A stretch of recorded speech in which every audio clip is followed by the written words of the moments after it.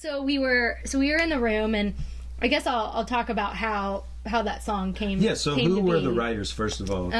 It was me and Forrest Glenn Whitehead, who produced her record as well. Yeah, he's done this interview before. Oh, he did. Great. Okay, yeah, he's great. It was he and I and Kelsey, and I had written with Forrest one time about maybe like a month prior to this writing appointment, and loved it. I wrote with him and another friend, and so I knew I loved writing with him. I'd never met Kelsey. She didn't have a record deal. No one in town knew who she was. Wow. I saw her name on my calendar and thought, oh, okay, cool, a girl writer, and they said she's really good.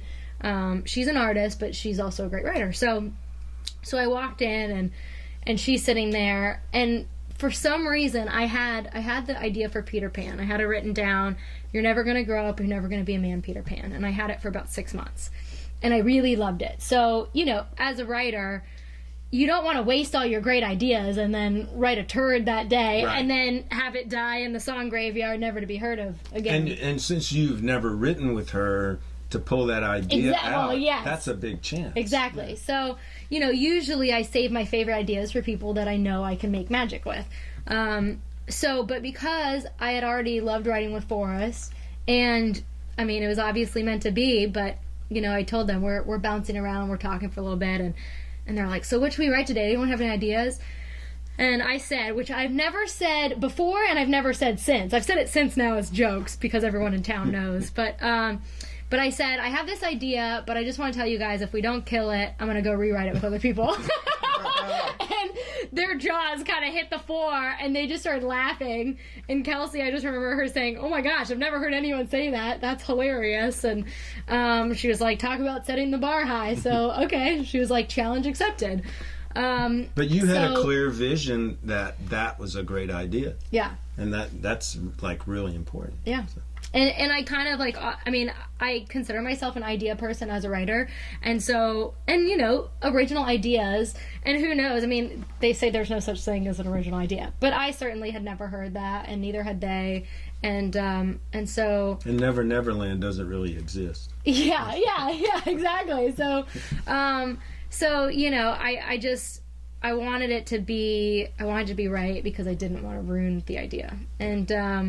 And we started writing it, and it just fell out. Forrest played that, that guitar part on the track, and then I started singing this, and then Kelsey came up with that awesome pre-chorus melody and lyric, and then the whole thing just rolled out seamlessly. And it was funny because my husband, who I was only dating 6 months, about 6 months that day, he was living in Michigan, so it was like bring your husband to work day. And he was in town, and so he was we were writing the song, and he was in the office next door, so he kind of like heard through the walls. But when we were done, I was like, oh my gosh, I gotta go get Jason. And I was like, he has to hear this. So he came in, and we played it, and we're like, what do you think? And he's like, that's a smash. And so now I'm like, this is my meter. I'm like, he knows hit songs too. And he's not musical, so he's just a country music fan. It was just that whole day between all of us, we just got chills. And then I remember we all looked at him and we're like, it sounds like a hit, doesn't it? And he was like, yeah, absolutely. And then 3.5 short years later, we were right. And so when you were writing it, was Forrest doing a track, or were you writing to guitar, or kind of how did that process go? Oh, I'm sorry. Oh, that's right. Just crunch away, I'm like, Forrest was doing a track. Really, actually, what you heard on the radio was that day. Yeah. Everything, they kept Kelsey's vocal and my harmonies. Wow. From what we sang that day.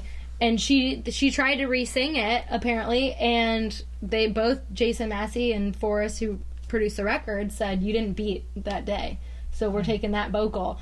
So isn't it strange how sometimes in the moment of creating, that's where the magic lives? Oh, yeah. And so if you can capture a vocal the excitement that day, and you come back to it 3 years later to do a record, and it's like, you're not in the hit space anymore. Yeah, well, and, you get tired of something, hearing it so many times, and, like, the excitement just leaves. And, so it was funny because Forrest, you get paid to sing, but not very much. Well, actually, lately you did, but you get paid to sing the background vocals on the record. So Forrest called me and he was like, hey, where do you want me to send a check to for the BGVs on Peter Pan?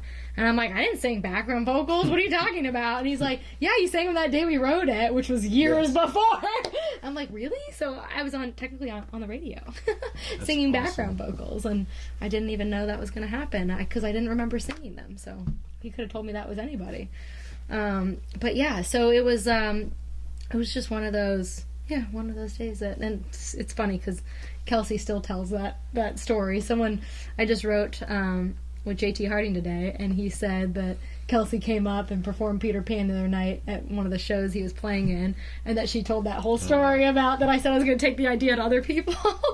So it's funny that. Can you play that song? Yeah. You probably told me you were going to play something else, and I'm like, oh no, I can totally play it, kind of, not as well as my dad, remember, but. Is this in tune? Yeah, cool. It's perfect. Kind of. Yeah, you're like, yeah. Where am I supposed to look? Am I supposed to look at the people? Hi, people. All right. Nobody judge my guitar playing.